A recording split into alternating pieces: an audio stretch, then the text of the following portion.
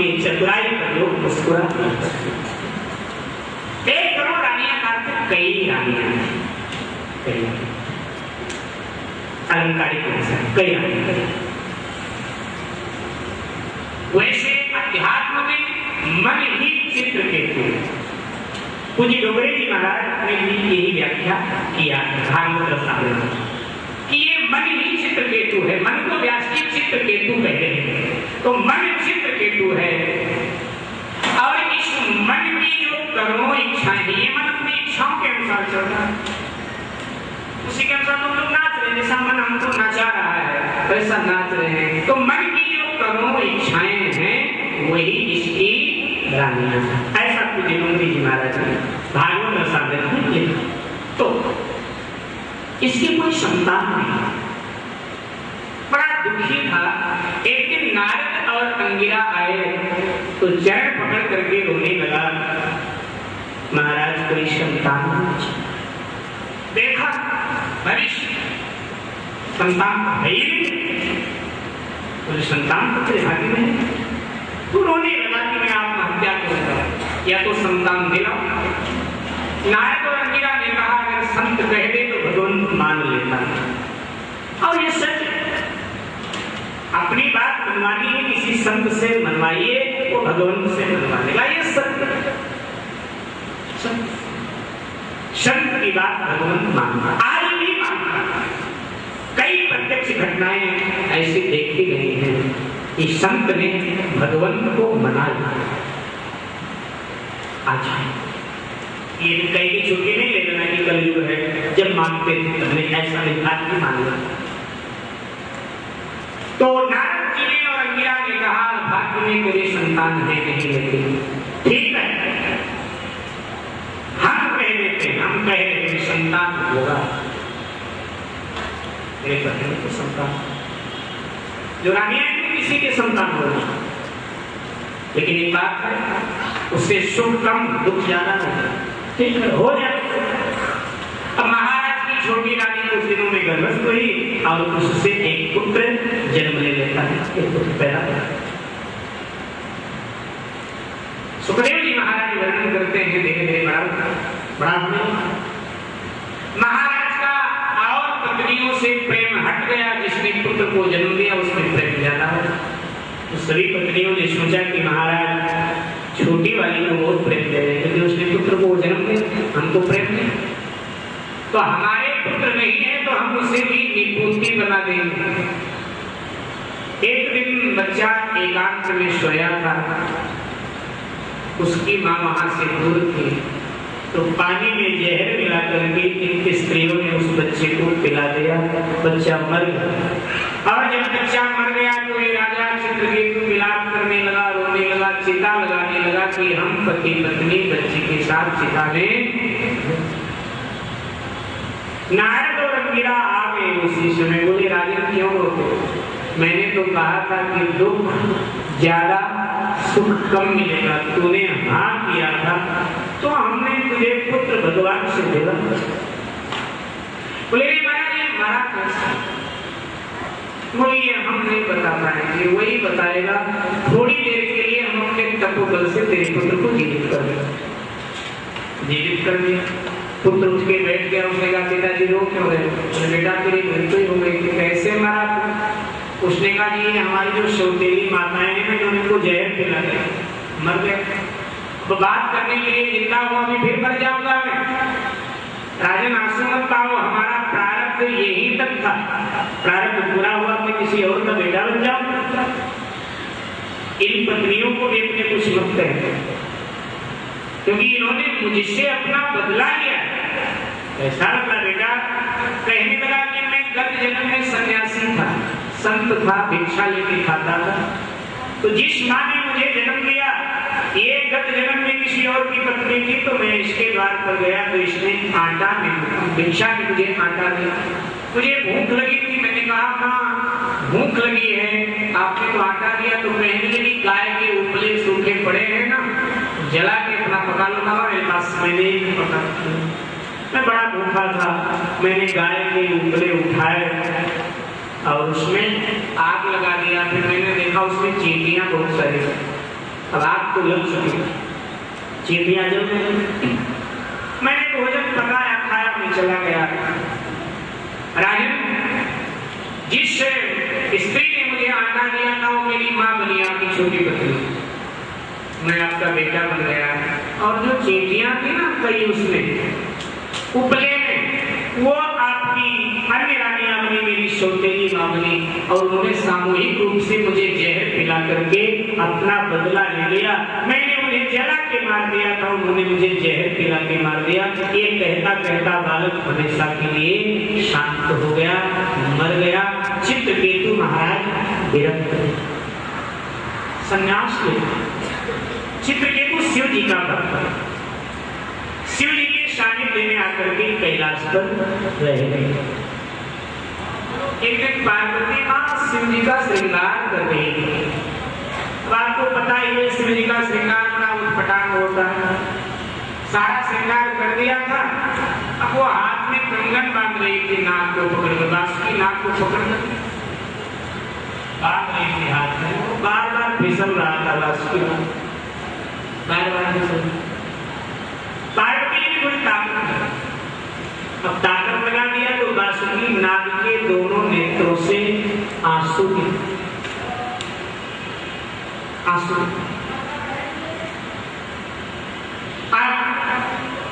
जो दाहिने नेत्र से आंसू गिरा बांसुरी नाग के, उससे एक कन्या का प्रादुर्भाव हो गया। वो संसार में प्रसिद्ध हुई सुनैना के नाम से। इस नाम से सुनैना। ये जो प्रसंग है भागवत से है। यहाँ पर भागवत से कि श्रृंगार कर रही थी पार्वती जी, फिर आगे दूसरी घटना आती है। मैं इससे आगे थोड़ा सा और पुराण से आपको बता। तो दाहिने नेत्र से बांसुरी के जो आंसू गिरे, उससे एक कन्या का प्रादुर्भाव हुआ जो संसार में सुनैना के नाम से जानी गई और जनक जी महाराज को ब्याही गई।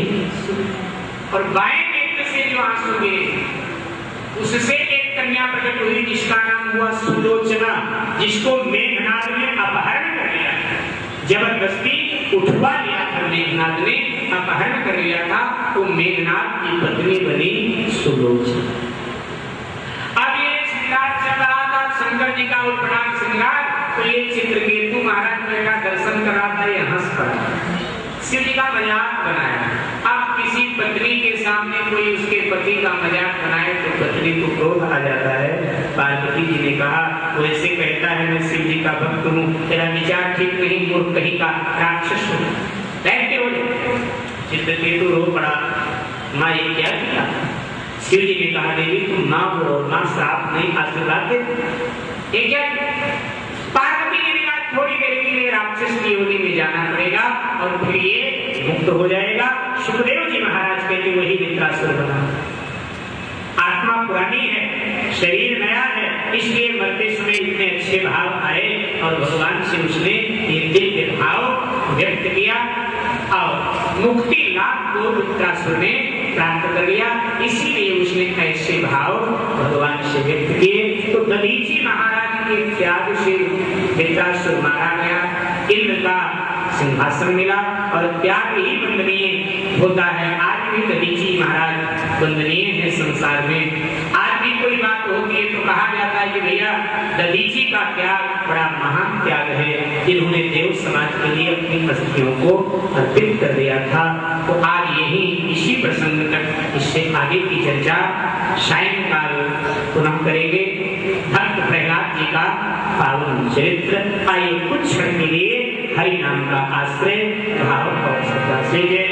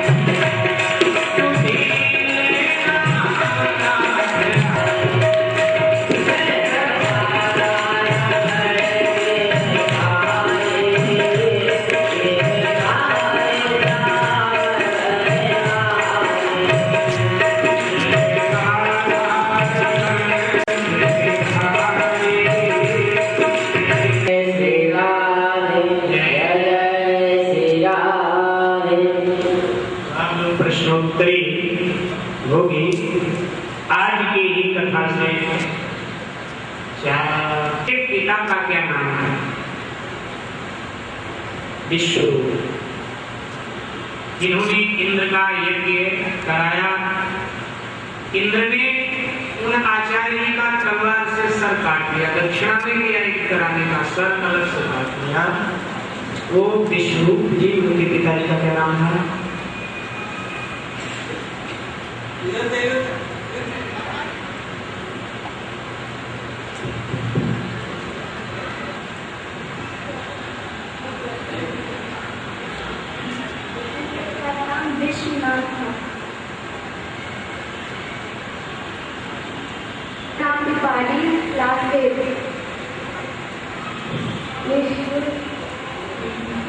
उनके पिता का नाम था पुष्पा।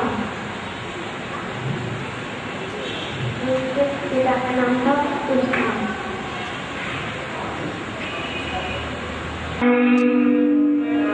मारुततुल्य वेगं जितेन्द्रियं बुद्धिमतां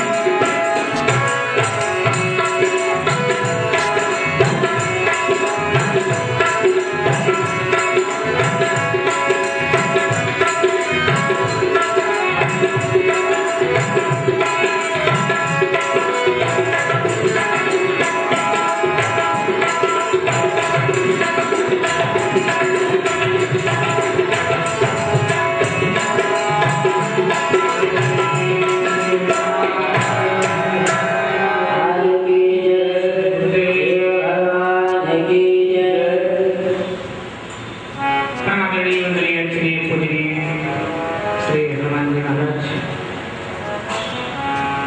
पूज्य सद्गुरुदेव भगवान श्री हरि कथा रस सिंह महानुभाव, परमात्मा चरणारविंदों उसकी गति माताओं बहनों पत्नी, सद्गुरु की छत्र छाया में श्रीमद् भागवत कथा श्रवणार्थ हम सब यहाँ उपस्थित हैं। सुखदेव जी महाराज हिरण्यपुत्र परीक्षित को पावन कथा सुना रहे हैं। प्रहलाद जी का पावन चरित्र सुखदेव जी महाराज ने वर्णन किया। गणायक्ष के मरते ही हिरण्याकशिप के मन में प्रभु से प्रतिशोध की भावना प्रकट है। विचार किया जिस विष्णु ने, जिस नारायण ने, जिस भगवान ने मेरे भाई को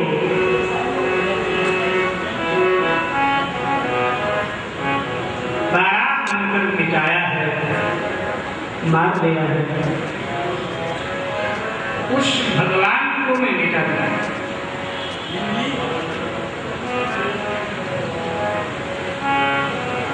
और ऐसा विचार करके हिरण्याकशिप मद्राचल पहाड़ी पर भगवान शिव की आराधना करने के लिए गए।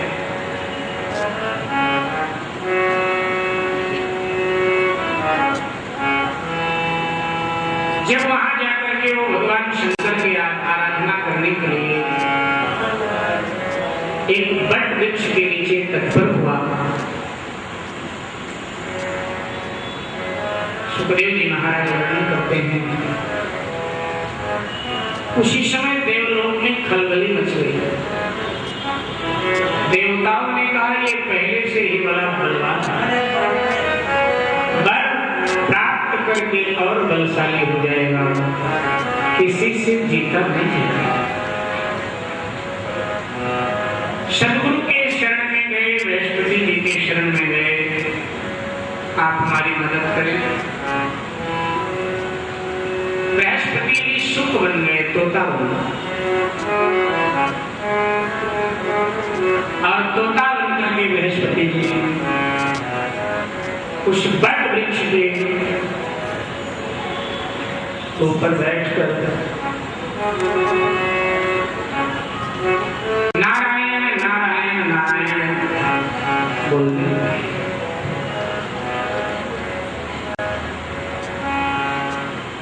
जब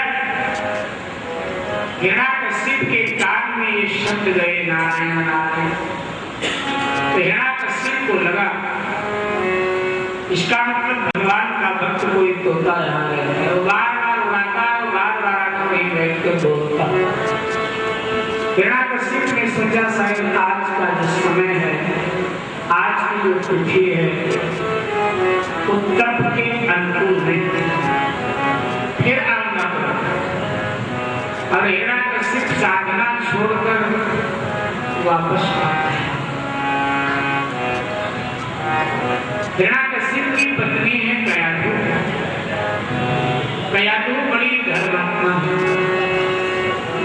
उदार आत्मा है।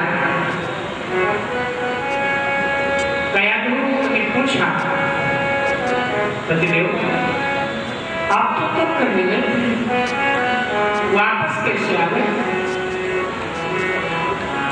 कहा कि मेरे दुश्मन का एक भक्त होता वहां रहता है, और बस वो मेरे शत्रु का नाम ले रहा है, मेरी साधना में विघ्न उपस्थित कर रहा है। कयाधु जानती है, लेकिन इस बहाने भगवान का नाम इनके मुख से निकले, इसलिए पूछा क्या नाम है आपके शत्रु का, आपके दुश्मन का? तुझे पता नहीं, मैंने बहुत बार जिक्र किया था, मेरा शत्रु नारायण है, नारायण। कयाधु ने भगवान को धन्यवाद दिया, प्रभु ना प्रेम से सही, बैर भाव से सही, आपका नाम इन्होंने लिया है, इनका कल्याण जरूर करें। कि मैंने सुना है कोई भूल कर आपका नाम ले तो आप उसका भी कल्याण कर। भोजन परोस दिया और जब हिरण्यकशिपु भोजन करने लगा तो फिर कयाधु ने कहा कि जो हमें नाम भूल गए, क्या नाम बताया था आपने? बार बार भूलती है, नारायण नाम बताया था, नारायण। फिर भगवान को धन्यवाद। जब शयन खंड में हिरण्यकशिपु गया तो रात्रि में पूछ रही है कि आपने क्या नाम बताया था अपने शत्रु का? कहता है बार बार बोलती, नारायण नाम है मेरे शत्रु का, नारायण। धन्यवाद किया है, धन्यवाद।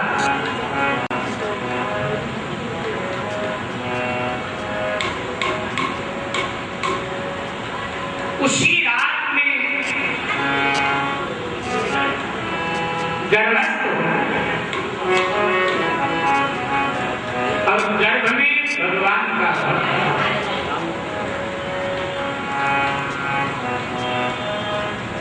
जैसी पति पत्नी की मन स्थिति होती है वैसी ही आत्माएं गर्भ में आया करती हैं। इस बात को विश्व के मनोवैज्ञानिकों ने भी स्वीकार किया है। हमारे ऋषियों ने तो लाखों वर्ष पहले ये बोला था, लेकिन अब विज्ञान में इस बात को मानता है। हमारा स्थिति क्या है उसी अनुसार संतानें आती। इधर हिरण्यकशिपु पुनः साधना के लिए गया, लेकिन सोचा शिव जी की साधना के लिए गया था, विघ्न आया। विश्वास ब्रह्मा जी की साधना, श्री ब्रह्मा जी महाराज की आराधना के ब्रह्मा जी प्रसन्न हुए, हिरण्यकशिपु को वरदान देने के लिए आए। दैत्यराज ब्रह्मद्रोही वरदान मांगो क्या चाहिए? हिरण्यकशिपु ने पहले तो अमरत्व मांगा है, मैं अमर हो गया। ब्रह्मा जी ने कहा ये सृष्टि